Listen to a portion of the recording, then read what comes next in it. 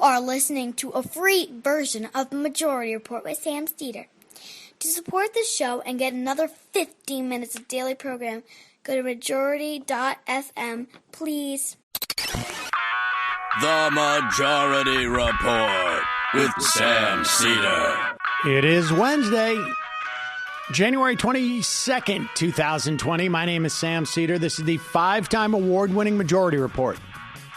We are broadcasting live steps from the industrially ravaged Gowanus Canal in the heartland of America, downtown Brooklyn, USA. On the program today, impeachment rules set, implicating 53 Republican senators in a cover-up.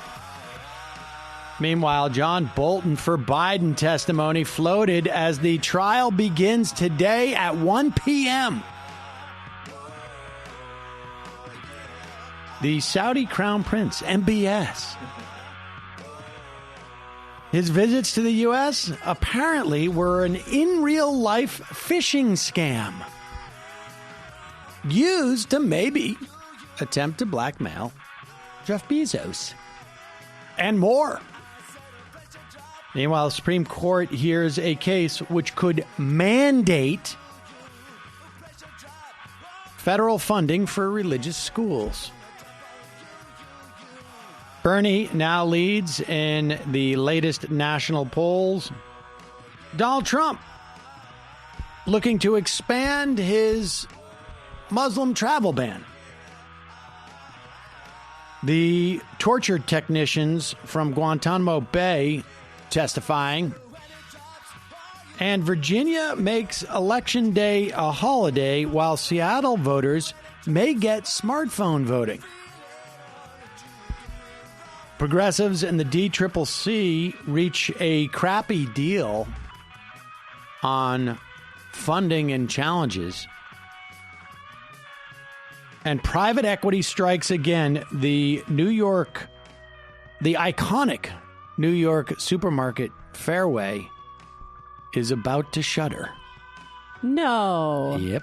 That's the best supermarket. Yes, it was. All this and more on today's program, ladies and gentlemen.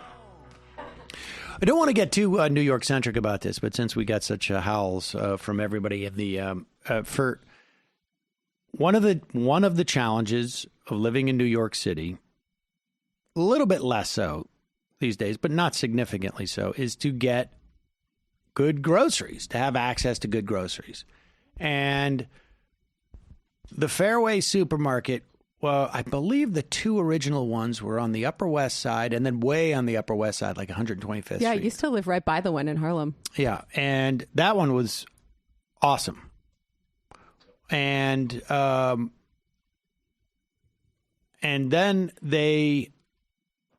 I think they expanded. They sold out to a private equity company, the family did, about 10 years ago. And there's a great story in the American Prospect, as always, from about a year ago, I think, which outlined how these private equity outfits come in and basically suck all the value out of an enterprise, lard it up with debt. The debt is what allows them to leverage the buyout in the first place. Now, some of this is a leverage buyout, but there are other means in which private equity comes in, sucks all the value out of something, pockets the money, and then walks away with the corpse. I mean, the best metaphor would be basically like a parasite. Latches on, sucks all the blood out, gets the nutrition from it. The host dies. They go on to find another host. But not literal nutrition, because they're not going to be selling food anymore. In this instance, the irony is it's actually like diminishing actual nutrition, but feeding them money. They've figured out a way of converting calories into cash, and they're pocketing the cash and leaving the calories by the wayside. But it is it's a real shame, because they also ran Fresh Direct at one point. And then they had their other sort of delivery, sort of free delivery service. So it's a big loss. Really going to miss supermarket. that delicious olive bar. they had, I never hit the Olive Bar myself, but yeah, there's a lot of stuff there. It's a real shame. But just private equity making your life easier, ladies and gentlemen, by giving you fewer options for good things. So then you don't have to it doesn't have to be complicated when you choose. I'm a little tired. I tried to make it all night. I missed it by 10 minutes. I didn't realize they were going to stop at 1:40. I thought they were going to stop at 3 o'clock last night. So I was up until about 1:30 watching the impeachment. What happened yesterday was, and we're going to get more into this,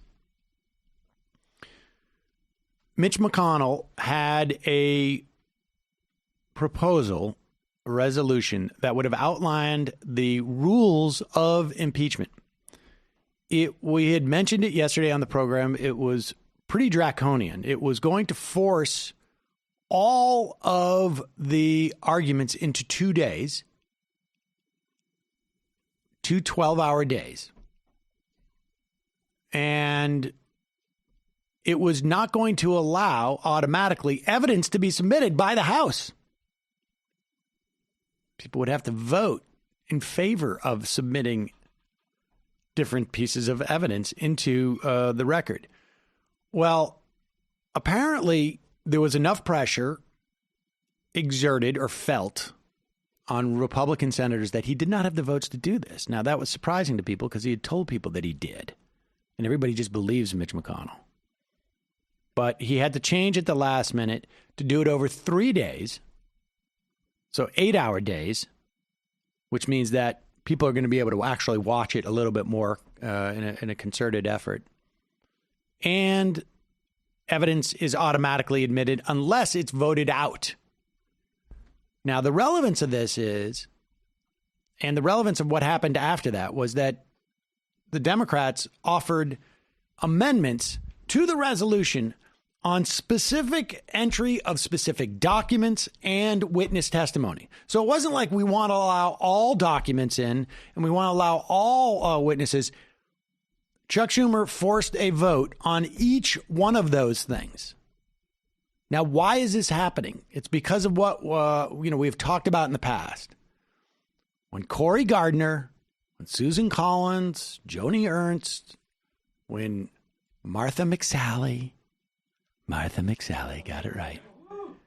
Tom Tillis, that new senator from Georgia whose name I didn't even know, so I can't screw it up, and others are running in 2020, in this fall.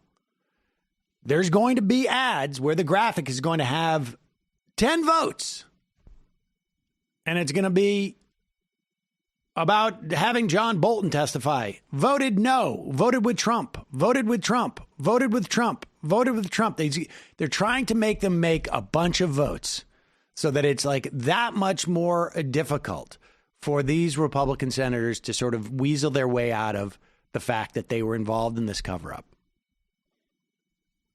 And at one point, I think it was at like midnight or 11, I can't remember when, McConnell wanted to vote for all of these things at once because then they could vote no and then they could leave. And Schumer, to his credit, said, no, we're not going to do that. And to the credit of the Democratic senators who want to wait there and the congressmen, et cetera, et cetera. The failure, of course, was for the Democrats to capitalize and for Schumer to capitalize on this, like, this is, because look, this is all just about how much you get this message out that they are covering up. 69% of people in polls want witnesses, which means that the vast majority of Americans want at least a fair trial so that the process is okay. It's not my jam necessarily in terms of the process, but there's where the political advantage is. So if you're Chuck Schumer, what you do is you say, even the raising of the idea that we would just bundle up all the evidence and all the testimony in one basket and vote it down is absurd. How can you have a legitimate process where you won't even distinguish between the validity of one witness or the other witness? You're saying that we could take somebody off the street, walk in the street in Davenport, Iowa, and say we should vote on this person to be a witness versus John Bolton, who was working with the president, and they're the same thing. This is indicative of how you guys are just stonewalling and won't even let this trial actually be a trial. That's the way you argue that. Hopefully we'll get more of it, and hopefully granted it was late at night. Chuck Schumer is very old. And not just in ages, that's just a number. I'm saying just in terms of his thinking. It's just creaky. Energy, emotion. Yeah. Okay, I Schumer. wonder. Once the Baileys go to sleep, Yeah, I was gonna say. he's just not animated. How are the Baileys aging? But the the point being is at 1 p.m. today, it starts up. They start to make the case. The only other thing that we will probably touch on today, too, is that at one point it was reported that Chris Coons was leading a group of Democratic senators and ostensibly talking to some Republican senators and floating the deal. One of the Bidens testifies for John Bolton. In other words, you let we'll allow you to call one of the Bidens. You allow us to call John Bolton. I'll kick John Bolton's ass. Well, it could be Hunter or it could be Joe. Now, what? Here's the thing. And the impression works either way. Right, exactly. The irony is that obviously, well, it appears that Biden does not want to testify and he doesn't want Hunter to testify. Now, if I'm Biden from 10 years ago, I want to testify. People forget this, but Hillary Clinton testified in front of the Benghazi panel for like 10 or 11 hours. And the Benghazi stuff would damage Clinton ultimately because of the server. But that didn't come up in her testimony. When she walked out of that room, her favorability ratings went up. She handed it back to them. If Joe Biden was the Joe Biden of yesteryear, never mind his policies and whatnot, just the ability to actually think on his feet, he would go in there and say, yeah, all right, this is like the opportunity for Joe Biden to walk into the House or into the Senate chamber where he spent most of his career and answer the questions of these ding-dongs. And really, they are ding-dongs. Like, what went on yesterday was honestly like, it's hard to say it without being offensive to any one particular, they're ding-dongs. These people are, we got footage of Jay Sekulow, like literally doing almost a comedy routine unknowingly. I mean, it was brilliant. If I had hired Jay Sekulow to do that in a comedic movie, I would have been like, this guy deserves the Oscar. But he was actually, it was so good because he was so on it. But the point is, these people are jokers. And Joe Biden should be able to go in there and roll these guys. And it would be much to the benefit of his campaign, I would imagine. I can understand his hesitation about having Hunter go in there, but Hunter could just go in and go like, I have no idea what you're talking about. I have no idea what you're talking about. This has nothing to do with it. The fifth. Oh, wait. Sorry, dude. The fourth. But the other irony about this is that what Chris Coons is doing is exactly what Joe Biden's pitch is to the way that he is going to help America if he becomes president, which is, I'm going to deal with the Republicans. I'm going to give them everything. The only difference is when Joe Biden does it, it'll be to cut Social Security. And people should also also realize that what Chris Coons is doing right now is he is setting up to make himself a power broker in the event that there is a Democratic president. So while I think I would be in favor of that trade, people should understand what Chris Coons is doing right now. He is assembling his gang of 6 or 4 or 8 or whatever it is. And he is anticipating, at the very least, a Democratic president. He's counting on that. And possibly Democratic control of the Senate. And what he is doing right now is he is constructing the machine that he will use to undercut the agenda of Democrats in 2021, in 2022, in 2023, 2024. That's what he's doing. He's building a machine right now to make himself, and maybe it'll be Martha maybe it'll be what's his face, Joe Manchin. Joe Manchin perhaps. Cinema. But, Cinema and the guy who's running against Martha McSally, Mark Kelly. It'll be some of those. Maybe it'll be Hickenlooper or whoever's not Hickenlooper, who is running in. No, he is. We just hopefully will lose the primary. Right. Yes, maybe very probable. Hickenlooper in Colorado. I mean, whomever it's going to be, they are trying to create their gang of 8. It'll be 4 of them, and they'll find like Collins and, Collins will be gone. Maybe they won't find any partners on the Republican side, which is the only upside of this. But Coons is desperately trying to do it. Maybe it'll be just Mitt Romney, desperately trying to figure out how can Coons place Coons at the fulcrum and be the kingmaker or the kingslayer. Whenever there's any type of progressive legislation, you got to get Chris Coons on board. There's a lot of barriers we work across. These guys don't want to serve with black people, and I'm disappointed that we can't serve with black people. I'm Chris Coons. So make no mistake about what he's doing here. And so people should both maybe, I personally am looking forward to this. Bolton for Biden, if it's possible, but understand what Coons is trying to do. And that's why you should take a moment and head over, I don't know her website, Jennifer Skarain's website. I interviewed her on Ring of Fire. Quality candidate, and polling shows that Coons could be susceptible to a challenge from a progressive woman in particular. It's Jessica Skarain. We'll put a link to her site. Chris Coons is planning right now. This is how they work. They see this stuff down the road. He's been working on this for about 1.5 years, 2 years. I'm going to be the new Joe Lieberman. That's what he's doing. That's what he's doing. Imagine having that be your greatest ambition in life. Chris Coons, man, you got to think, you got to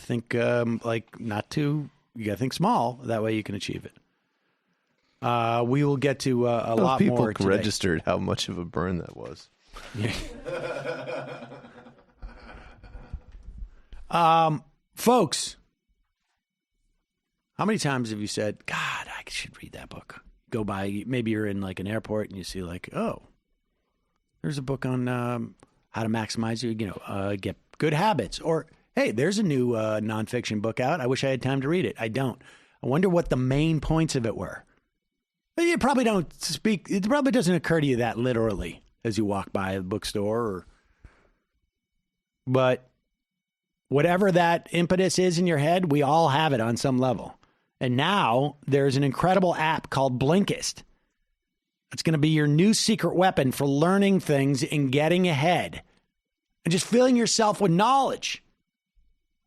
Blinkist takes the best key takeaways, the need-to-know information from thousands of nonfiction books, condenses them into just 15 minutes. You can either read it or you can listen to it.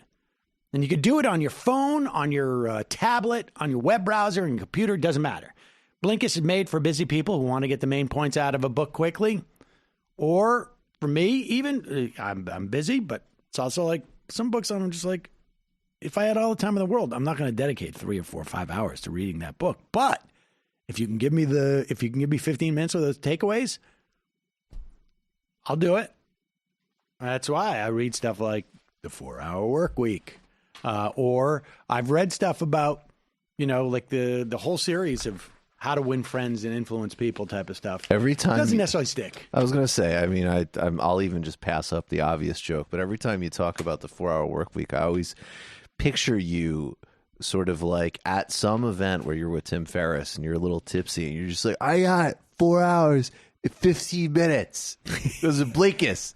You did 4 hours, but I had 15 minutes. That's right. I did your book more than you. I did 1/16th. What is it? What would it come down to? 1/32nd. No math. 1/32nd. You got a 4-hour work week? Mine's 1/32 of your 4-hour work week. 15 of your 4. But 4-hour work week by Tim Ferriss, available on there. Also, other books by Michelle Obama her book is broken down into 15 minutes. Also, that Rachel Maddow has a book, Blowout. Might be interesting just to know what it says. 15 minutes later, boom, I can comment on her book. Or stuff like David Cameron's got a book, For the Record.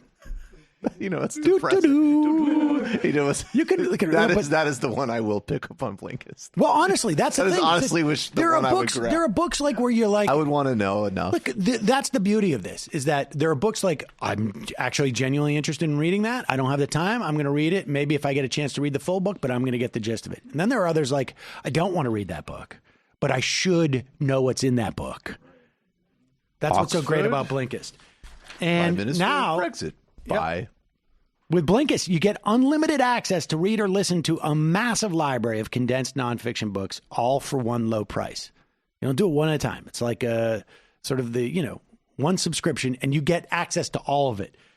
For a limited time, Blinkist has a special offer just for our audience. Go to Blinkist.com/Majority Report. Try it for free for 7 days. Try it for free. See how many books you get into. And then you save 25% off your new subscription. That's Blinkist, Blinkist.com/Majority Report. Start your free 7-day trial. Save 25%. Sign up now at Blinkist.com/Majority Report. Oh, they also have Upheaval, Turning Points for Nations in Crisis by Jared Diamond. Jared Diamond, I've interviewed on this program a while back on a couple of the, it's not uplifting, I can tell you that, folks. No. I like Guns, Germs, and Steel. It's not, we're not in good shape. Let's put it that way. But check out that Jared Diamond book. Also, it's 2020. It is time to start fresh. Simplify the way you do things. That's what we're doing around here. We got a lot of stuff going down. We've relaunched the AM Quickie. I just got new shelves in here. We're trying to, this is the time of the year to do it. And Capterra is one of those resources which is going to allow you to streamline your business. It is the free online resource that millions of people use monthly to find the best software for whatever they are doing that remotely involves any type of business. You can search and compare software. You can get free guides, free tools. You can read tips on your industry, much more. Capterra helps your business thrive by making the software buying process as easy and as effective as possible, educates you on how to get the most out of your software tools and services before and after buying. It has over 1 million reviews from software users. You can discover everything you need to make an informed decision. You can search more than 700 specific categories of software for 700 different, I don't know what you call them, not industries, but different businesses. I've mentioned many times before that when I daydream about having a different life, I go to Capterra and I go, land management software. What does that do? I think maybe that's what I'll do. Or landing page software. I need a landing page. Yeah. Law practice management software. Maybe I should have go back to law school, finish. Lead management software or lead generation software. Maybe that's lead management software. Jobs. This is any lead nurturing software. No, I don't know what that means. I mean, look at this. This is nuts. LMS software. Don't know what that means. Lease accounting software. This means something to somebody. Legal billing software. Live streaming software. Whoa. Hello. Live chat software. What? There we go. Vimeo's number 2.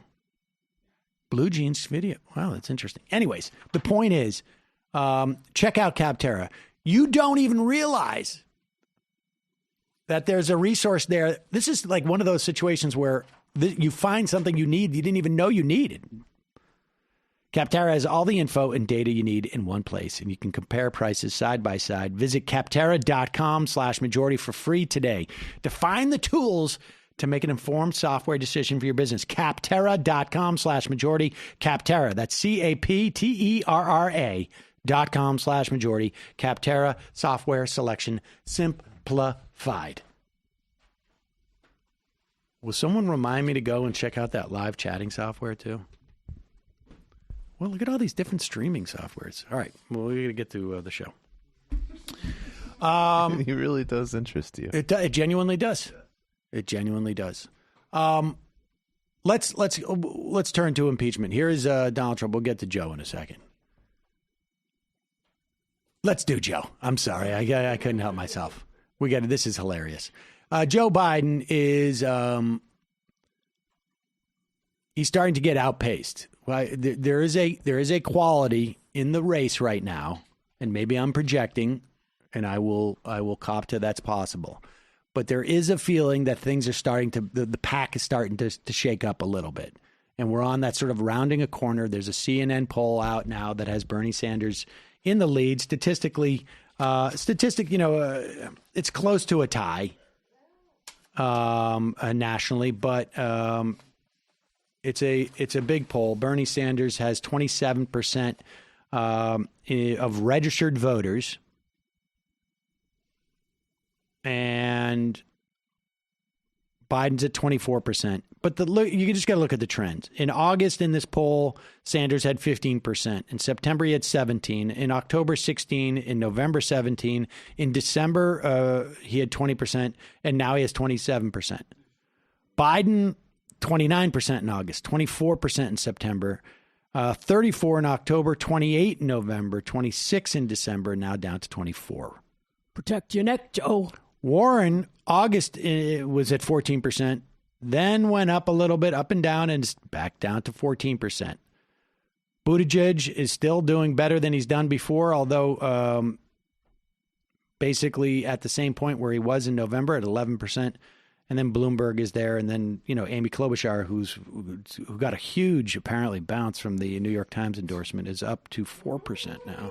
A half endorsement. Yeah. So excuse me, a 50% endorsement. I'm so sad I missed the fun that you guys probably had with that. A half endorsement is what we call that. We didn't even get into it too much because it's just so silly. It really is just so silly. David Feldman. It's a silly newspaper. David Feldman said they're both good. He said, Amy Klobuchar tells us not to dream big, and that's important. And Elizabeth Warren tells us to dream big. There's nothing wrong with dreaming big, just so long as none of those dreams come to fruition. There you go. Exactly. Exactly.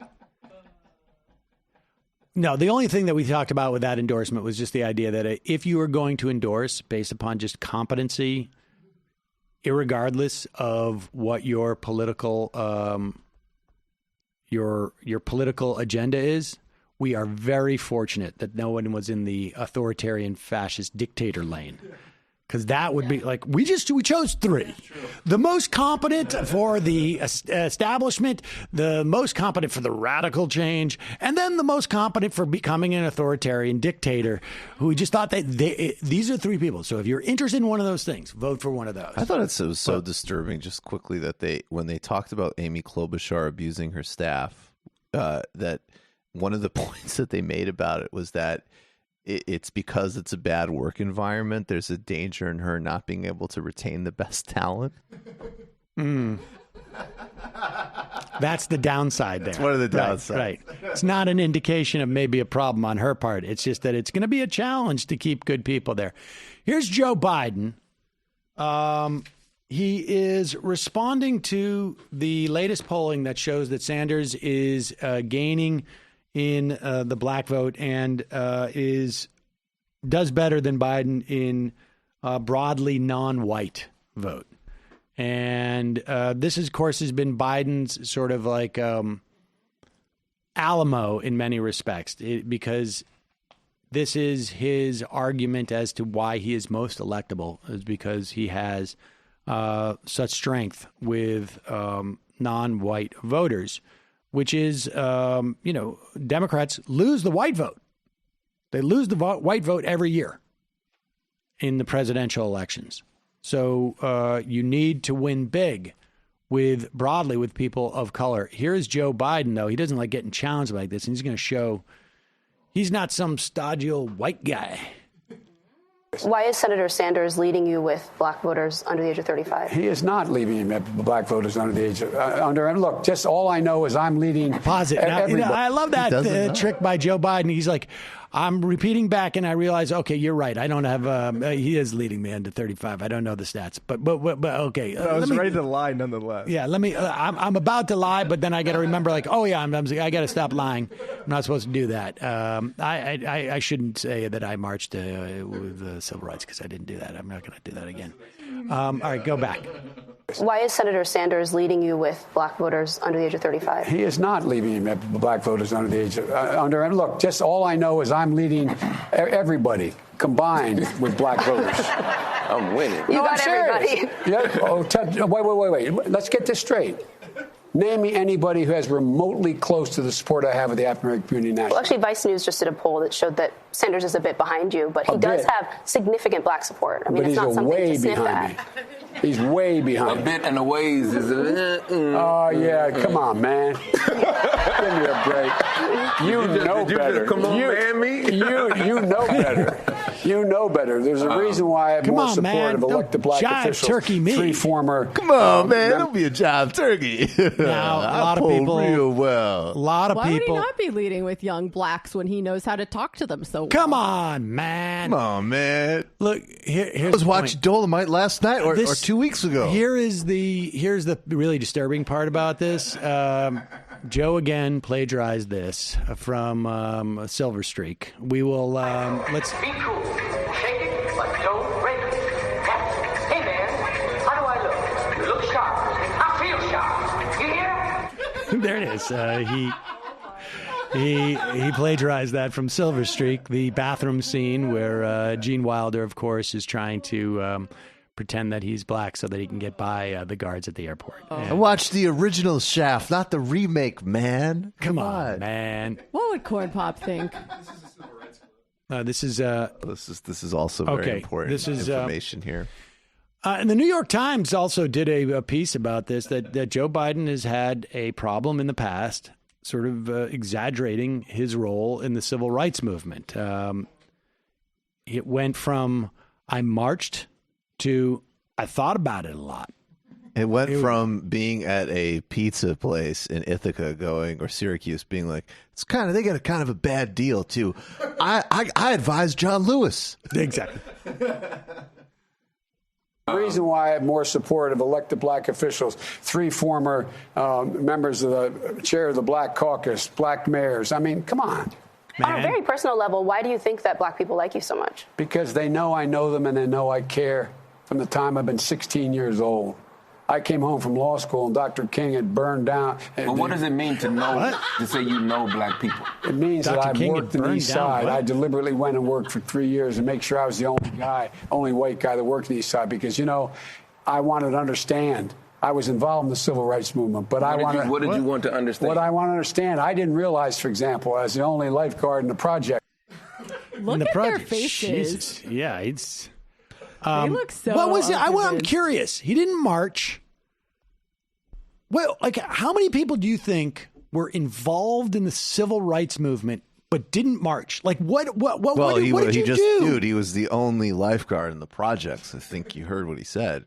Well, I'm fair curious here. what that means. I don't even consider myself involved in the anti-war movement against the Iraq War, and I went to 4 marches.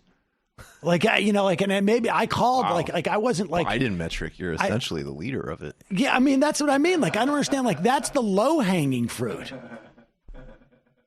What was he doing? Was he sending postcards? I don't understand. What was he involved in? He stayed at the pool and made sure no potential marchers drowned in the pool. Made sure MLK didn't burn it down. I would go to Delaware on the weekend. What do you think he was going with that? When homes. Martin Luther King was burning down. When did Martin Luther King burn down anything? I burned down the Biden family's condo to unwind. Actually, that's true. Just on a weekend trip to relax with my friend Corn Pop. He had some kind of beef. Look, the problem I just wanted here to do a burning. ultimately He was burning down racism. Okay. the problem ultimately is that when Joe Biden is pressed on anything, he can't handle it. He can't I mean, Joe Biden knows more than anybody else, I think, that his politics and sensibility are anachronistic. They do not fit in this time.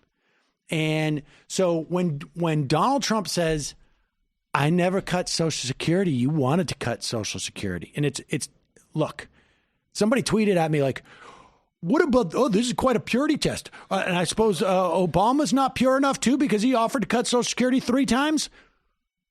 If people want to go back and listen to every conversation that Digby and I had for 3 years, 4 years, 5 years on this program, almost every single conversation that we had, she wasn't a regular on Fridays, but I would have her on once a month. And almost the only thing we would talk about was Barack Obama's desire to cut Social Security. Nobody would listen to it.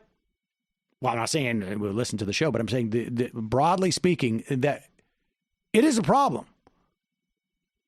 It is a real problem for Joe Biden. And never mind what he would do going forward. I don't think he would try and cut Social Security going forward. Maybe. Maybe with the help of Chris Coons. Yeah, can we just do this? I mean, it's quite possible. I would underscore that. He keeps saying the fever will break. If you want a big deal with Republicans to heal America, it's going to be that. But just as damaging is the idea that he's going to get nailed in the general election over it. I mean, this is Biden in Iowa yesterday. I know this new Republican Party better than anybody. I've been their object of their affection for some time now. I fully understand the way they try and malign my only surviving son and the way they've gone after my family and even my grandkids. He claims he cannot hold grudges, which he says is the key to compromise in Republic stuff. Look, one of the things the president has to do is you have to be a fighter and a competitor, but a president also needs to be a healer. It's not about me. It's about you. Now, where have I heard that before? But the bottom line is, even if I was to, well, first of all, I don't know what it is that he's going to compromise on. What's the give? What's the give and the get? But even if he's never going to get in that position because Donald Trump is going to go up there and he's going to say, you tried to cut Social Security multiple times. And it's not because some, dude who's a Bernie supporter sitting in his apartment cut up a video that he could find online. It's because everybody can find that online. And Donald Trump is going to get up there, and Donald Trump knows more than anybody. Remember, he studiously avoided this, saying I was going to cut Medicare or Social Security. And he's going to get up on that stage, and he's going to say, you tried to cut Social Security. I didn't. And those reporters from the Washington Post and the New York Times and everybody who's going to be like, well, the reality is that's true. That is true. And the video is going to be up there. And Joe Biden's going to get hammered on that. And he's going to get hammered on the Iraq War. He's going to get hammered on a lot of stuff. And the idea, and he's going to get hammered on Hunter Biden. And here's the point. There is no one who is going to go from a Biden supporter to a Trump supporter. I don't think that's going to happen. But there's going to be a lot of people who are going to say, I'm not going to vote for Joe Biden, which is what happened to Clinton last time. The ability to smear.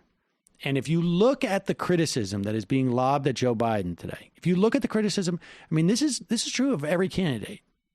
And I'm not quite clear why it's not true for Bernie Sanders. But the critique you're hearing now in the Democratic primary is the same one you're going to hear in the general. And the reason why this is a problem is because Trump's strategy is to diminish Democratic participation.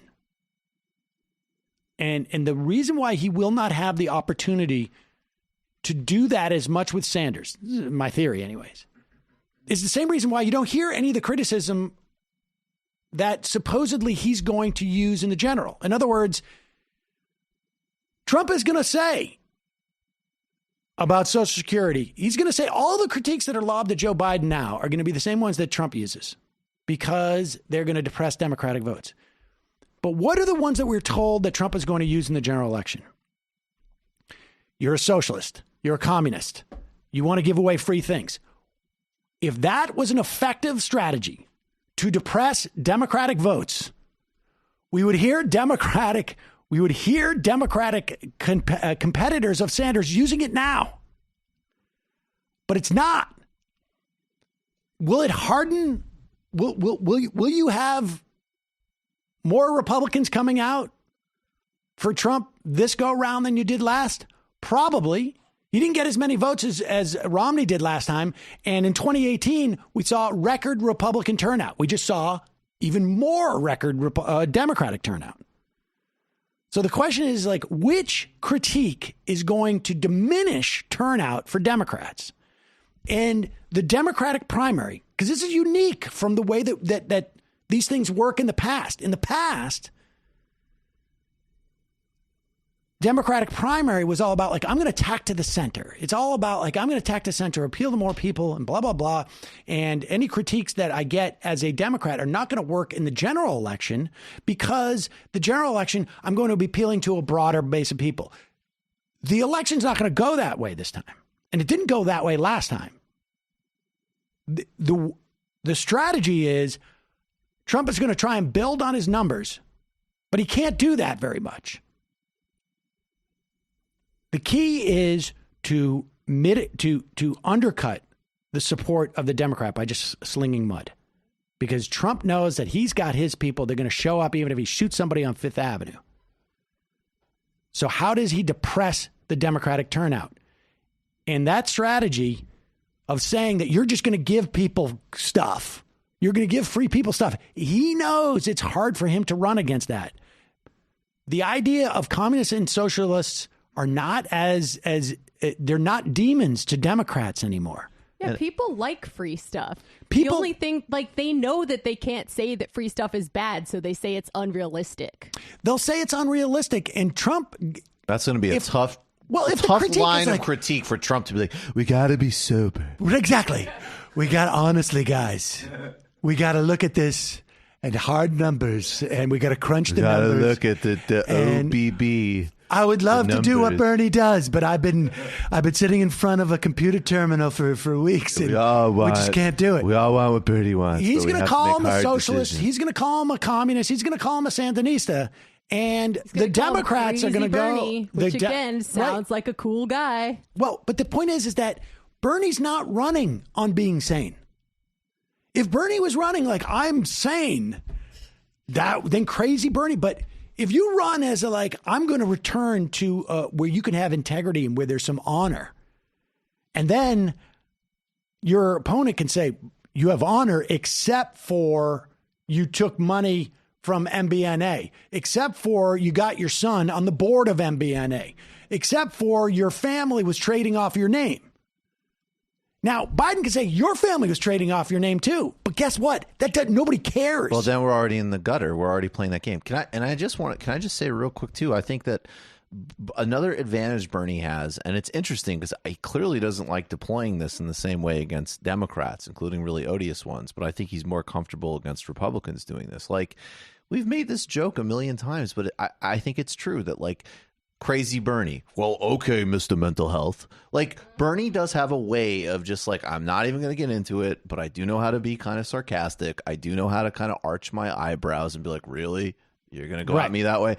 And the other thing, too, is I think as we start to think about what the center actually means more broadly, there's ways in which, like, the fact that, like, Bernie has a plan for rural America is going to be perceived by, like, we have Kowalski, right? Who's, obviously does great politics. And it's just saying, like, can there be candidates that come forward that have something for farm and ag issues and things like that? That, there's some people, I think, that just perceive a candidate reaching out to them by simply, and being in the quote center, by simply talking about their issues, what actually matters to them. Right. And I think that part of the calculation is what we're going to see. It's going to be, we're going to get the test of that in Iowa. Definitely. We're going to get the test, not just specifically ag stuff, although that's obviously more relevant there.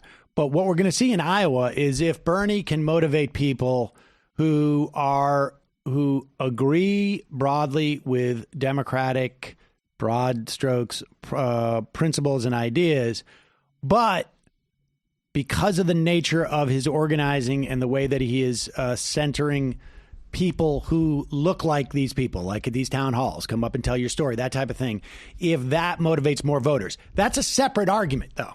That is like the general is about who is going to not necessarily, I mean, it may be the case that Bernie brings in new voters, but the argument is also going to be like, who is going to keep Democratic voters from staying at home saying, like, I don't think my vote matters. That's who I'm thinking it could help with those. You know, when he does that, I think to me that I think it might bring in some new voters, but I'm also thinking of, again, you know, that couple of thousand pretty as an example, the amount of Harvey K uses this. It's and Malika, I think, also uses this too. Malika Jabali, that in Wisconsin, I quoted this yesterday. Which the empty ballots outweighs the margin that Trump won. That the number of presidential ballots that were not marked either way, left empty.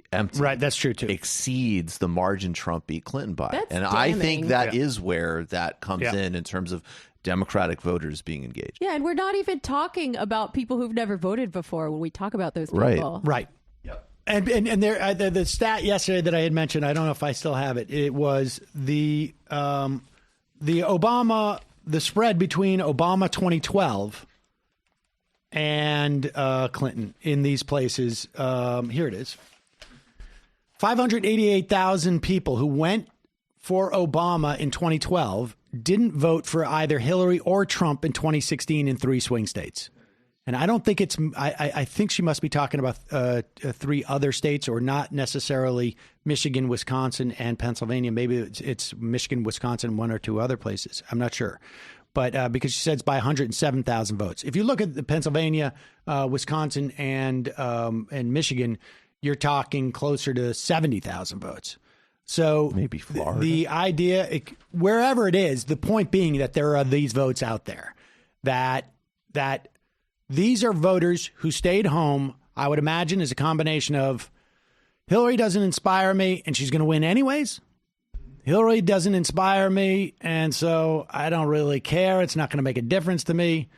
Or Clinton, I just don't think she's much better from Trump, and I'm not going to vote. Who knows how much the idea that she's going to win by 99% is, kept people at home as well. Who knows? We just don't know. But the fact of the matter is, now's not the time to do an experiment and find out, let's cover all our bases. Exactly. But all right, let's get to impeachment.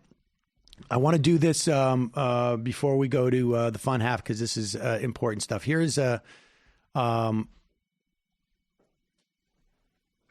Donald Trump complaining about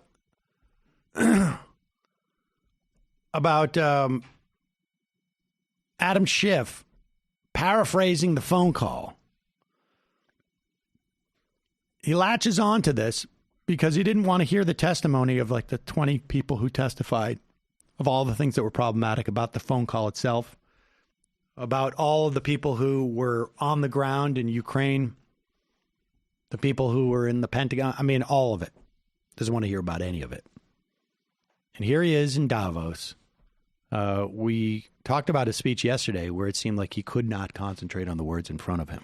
I've been there. I've tried to read stuff, and I'm worried because, I just got a text that says, this is the nurse at Saul's school. Please get in touch with us. And I'm trying to read, and but Donald Trump. I don't think he would ever have that problem with Barron. No, for him, it's not a kid. No. So here's the story. Did nothing wrong. It was a perfect conversation. It was totally appropriate. The best lawyers in the world have looked at it. The Department of Justice has looked at it, given it a sign-off. There was nothing wrong. They never thought I was going to release the conversation. They probably didn't think we had transcribers or we had it transcribed or taped, but they never thought we were going to release it. When we released that conversation, all hell broke out with the Democrats because they say, wait a minute, this is much different than Shifty Schiff told us. So we're doing very well. Pause it. I got to watch. This is a little nitpicky, but the timeline you should know was that the transcript was released and then Schiff held the hearings and characterized it. Just so you know. Told us, so we're doing very well. I got to watch enough. I thought our team did a very good job, but honestly, we have all the material. They don't have the material. I asked you because your attorney thinks. There you go.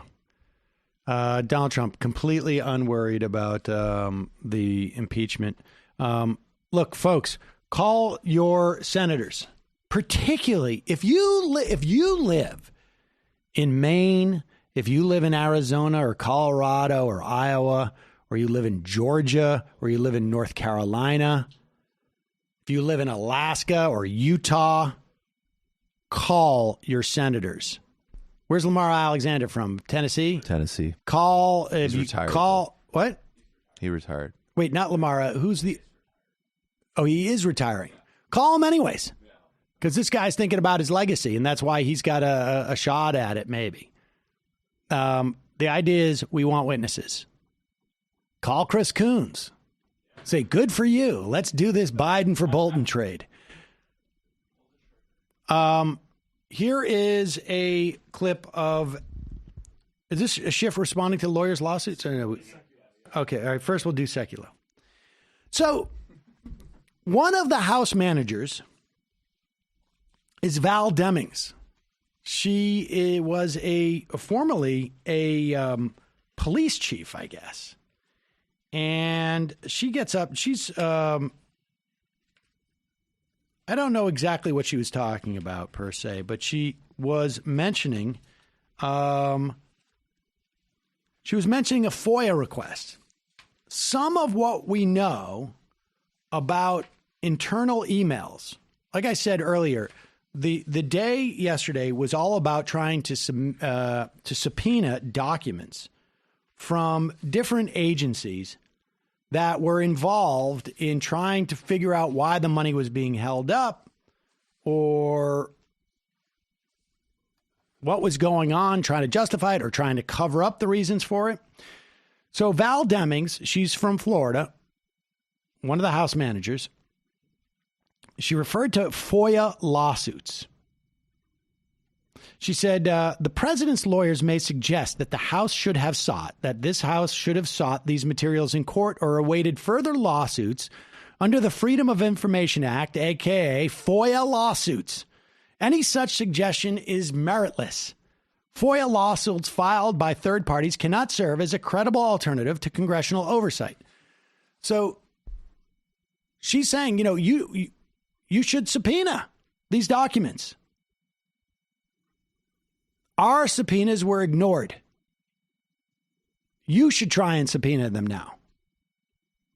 And the idea that we would wait for reporters to get FOIA documents, FOIA lawsuits, would be ridiculous. These FOIA lawsuits are ridiculous substitution for congressional oversight, she's saying.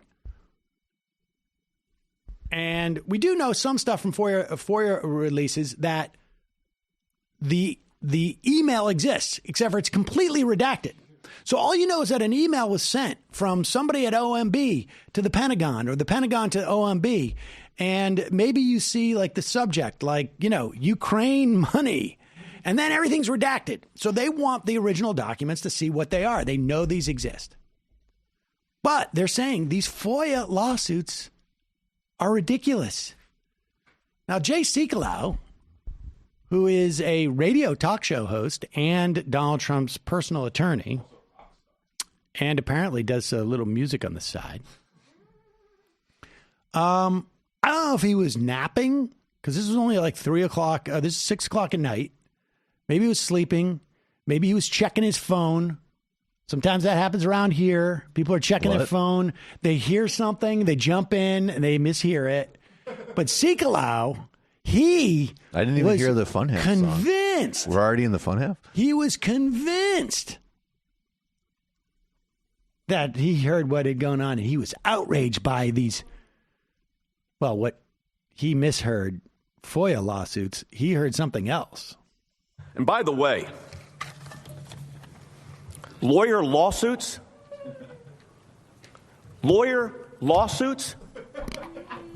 We're talking about the impeachment of a president of the United States, duly elected. And the members, the managers are complaining about lawyer lawsuits? The Constitution allows lawyer lawsuits. It's disrespecting the Constitution of the United States to even say that in this chamber. Lawyer lawsuits. Thank God. Here's the law. Say it again. Communications made by presidential advisors in the course of... right? I don't think he... For many generations, lawyer lawsuits have guided our Constitution and country. We defend them while the Democrats want to take them away. That totally sounds like a drug This Trump is speech. so amazing. The idea... What it shows, though, is Jay Sekulau's capacity and ability to lie with indignation because he doesn't know what a lawyer lawsuit is, because that's not a thing. Lawsuits are a thing. Lawyers are a thing, but there is no term lawyer lawsuit. Like, isn't every lawsuit a lawyer lawsuit? It is. It is represented by a lawyer, but it doesn't mean anything. Lawyer lawsuits have safeguarded our democracy. And here he is getting so indignant and thinking he's scoring points, complaining about lawyer lawsuits.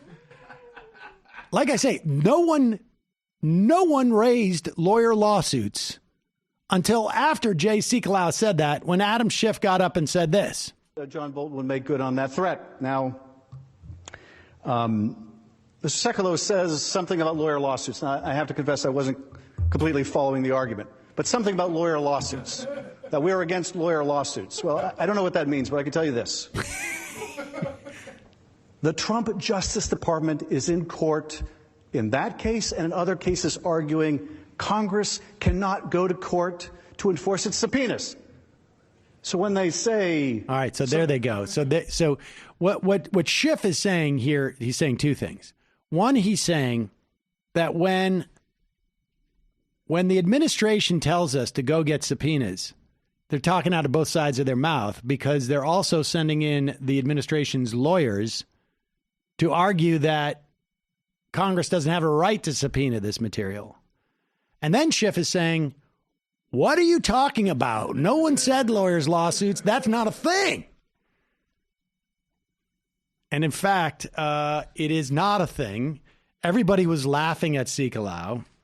And apparently what happens is this reporter, Igor Bobek, where is he from? I think he's from the Post. Is he a HuffPost? Or no, Washington Post. And he goes, I asked White House Legislative or Legal Affairs Director Eric Ueland what Jay Sekulow meant by lawyer lawsuits and whether he may have misheard a phrase.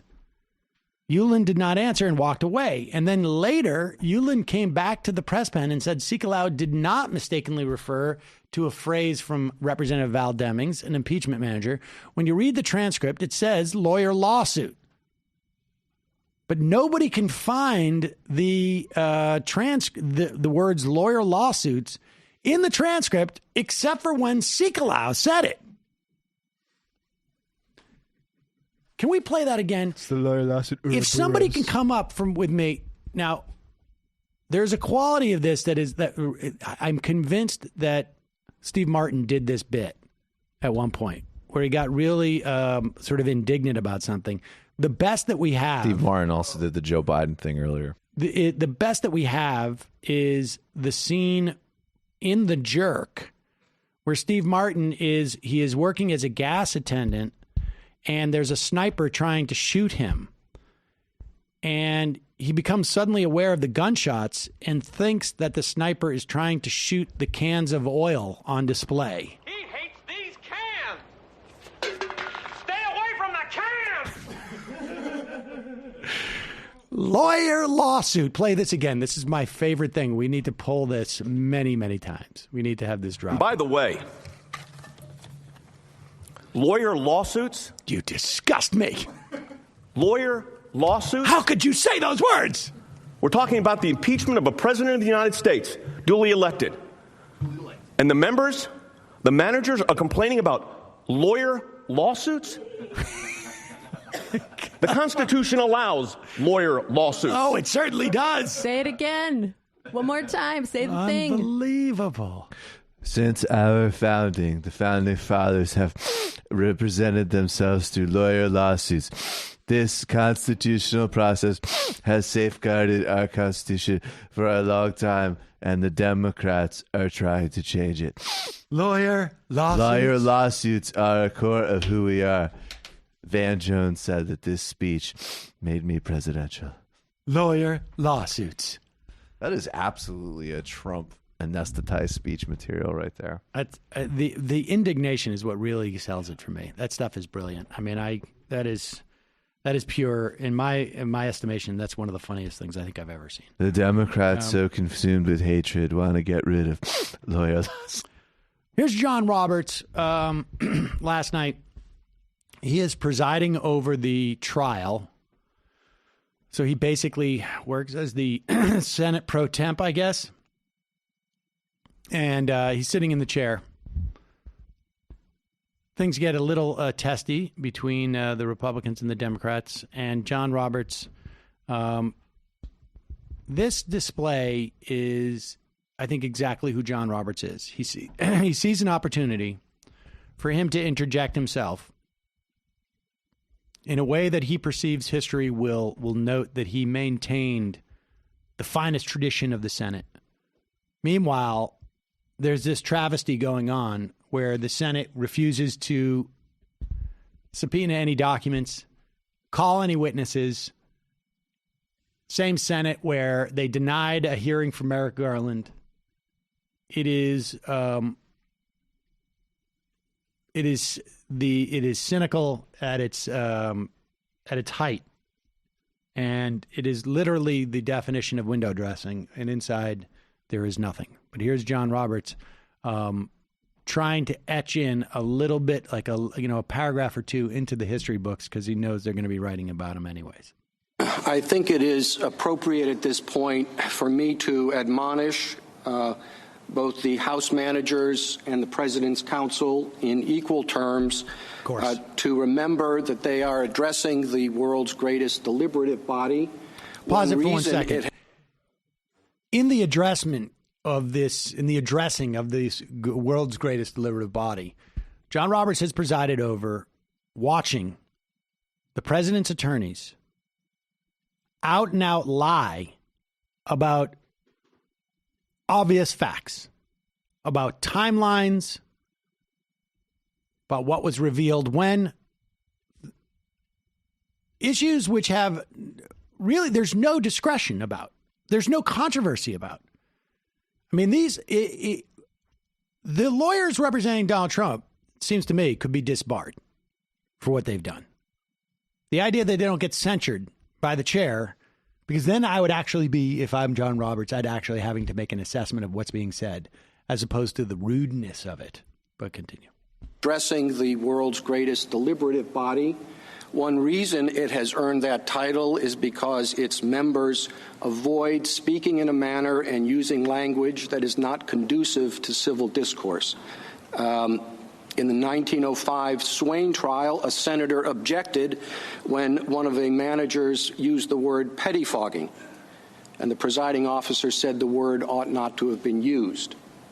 I don't think we need to aspire to that high a standard, but I do think those addressing the Senate should remember where they are. There you go.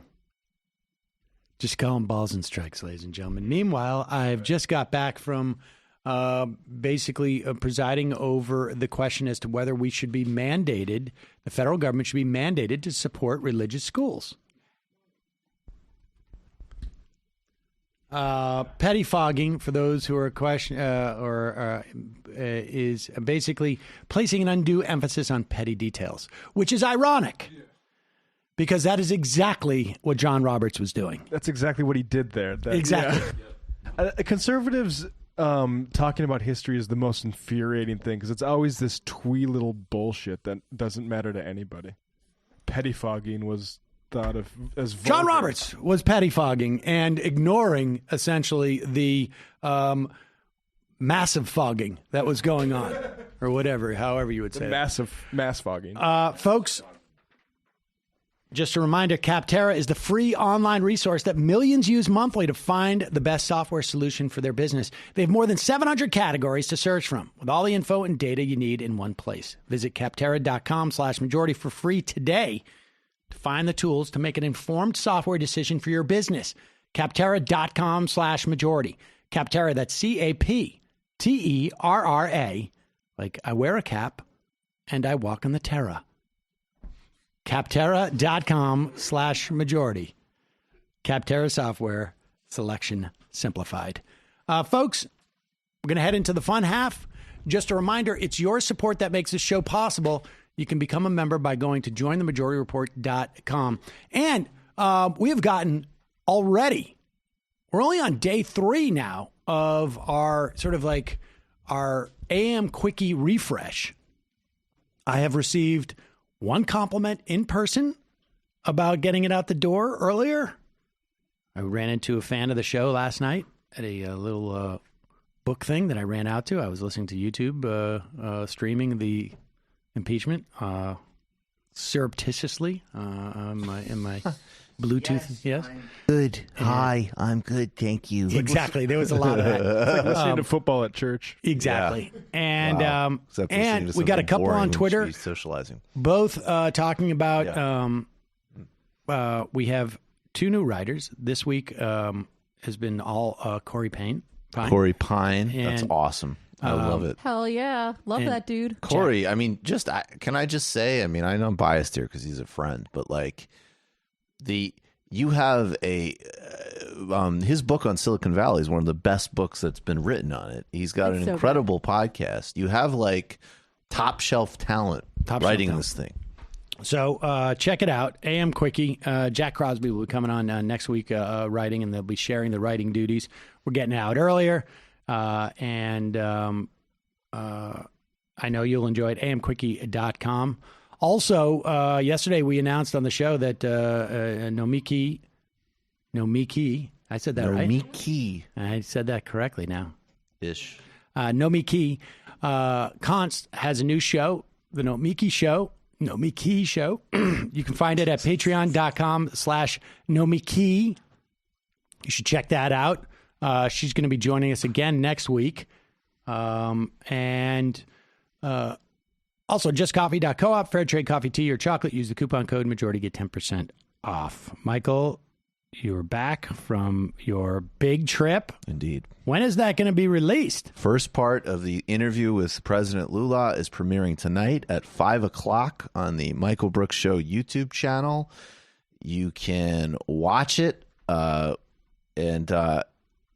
mean, obviously, I was thrilled. I've talked about it on my show. I think it's incredibly, important in any number of ways. In this part of the interview, we got his thoughts on Iran, his comments on how to grow the economy, Uber, and his experience as a labor organizer and his thoughts on labor organizing in the digital age. We did a show on Saturday with Crystal Ball. We did a show last night with Justin Jackson of the LA Chargers, and also Brandon Sutton, BJ Sutton. So go and watch them all. Get all of the and David Feldman called in to explain the New York Times endorsement of Klobuchar and Warren, and that was illuminating and infuriating. Get all of the content, patreon.com/TMBS. Next Tuesday, I will be at Harvard for a panel with Cornel West, and Nomiki is going to be there, and Crystal Ball and Megan Day, and a bunch of other great people. And grab your tickets. Very few left now. You are listening to free show. Very few left for February 7th at the Bell House. And we look forward to seeing you all there. Jamie. This week on the Antifada, we have unlocked an old episode of History is a Weapon featuring Sean KB and Matt Chrisman. Usually it's just a premium offering, but this time you can listen to it for free. I believe we unlocked the one where they talk about the suburbs and the creation of the suburbs as a way for the ruling class and the political class to basically buy their way out of class conflict. It was William Levitt himself, the designer of Levittown, who said, "No man who owns a house and a lot could be a communist. He simply has too much to do." So that was a very explicit anti-communist scheme. And they talk about that, and they talk about why that's not going to work anymore as home ownership goes down and millennials despair of ever owning anything. Also, we have a fresh History is a Weapon coming out. I'm not sure if we're going to release that this Friday or next week, but that's on its way, so get excited. And a fresh Prolit Cult wherein AP Andy talks about the paranormal through a Marxist lens. So get stoked. Patreon.com/theantifada. I got hiccups, so I'm going to be brief. A literary hangover. We did Ebenezer Cook's Saltweed Factor, and we're going to get into the Chesapeake Bay area sort of tobacco industry and bacon. Bacon's Rebellion, which is... What can you tell us about Bacon's Rebellion? A lot of stuff on class and race there. So when was it? 1676. Oh, didn't that prompt the first anti-miscegenation laws? It was, yes. That was a result of a lot of patriarchal and racist stuff afterwards. When that's going to be the next couple months of literary hangover. So why are you talking so fast? I'm just trying to get it out.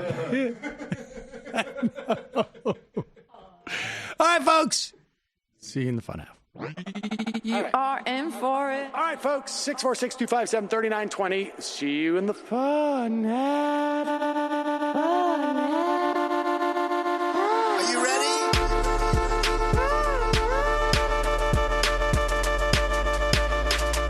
Who sent us this? Alpha males are back. Boy is back. And the alpha males are back. Just as delicious as you can imagine. The alpha males are back. Boy is back. And the alpha males are back. Just want to degrade the white man. Alpha males are back. I take all of it in my throat. Alpha males are back.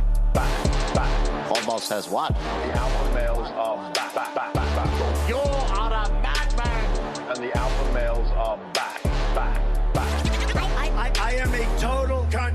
Can we bring back DJ Dannerky's song, please? Yeah, or a couple of them. Just put them in rotation. DJ Dannerky. Well, the problem with those is they're like 45 seconds long, so I don't know if they're enough of a break. That's fucking nonsense. Hey, folks, reminder. I do not have Parkinson's. And the alpha males are... Psych. Fuck them.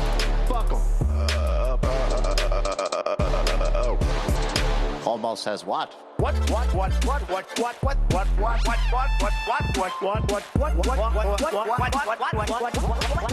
Almost says what? Hell of a lot of bank. Hell of a lot of bank. Hell of a lot of bank. Hell of a lot of bank. Hell of a lot of bank. All lives matter. Have you tried doing an impression on a college campus? I think that there's no reason why reasonable people across the divide can't all agree with this. Psych. The alpha males are back. And the Africans are black Africans. The alpha males are back. And the Africans are black. See Donald Trump out there, doesn't a little part of you think that America deserves to be taken over by jihadists? Keep it at 100. Can't knock the hustle. Come on, fuck 'em. Things I do for the bigger game plan. By the way, it's my birthday. Happy birthday to me, Jew boy. I have a thought experiment for you. And the alpha males are back. Africans are black. Alpha males are back. Africans are black. Come on. Come on. Someone needs to pay the price for blasphemy around here. I am a total Pussy.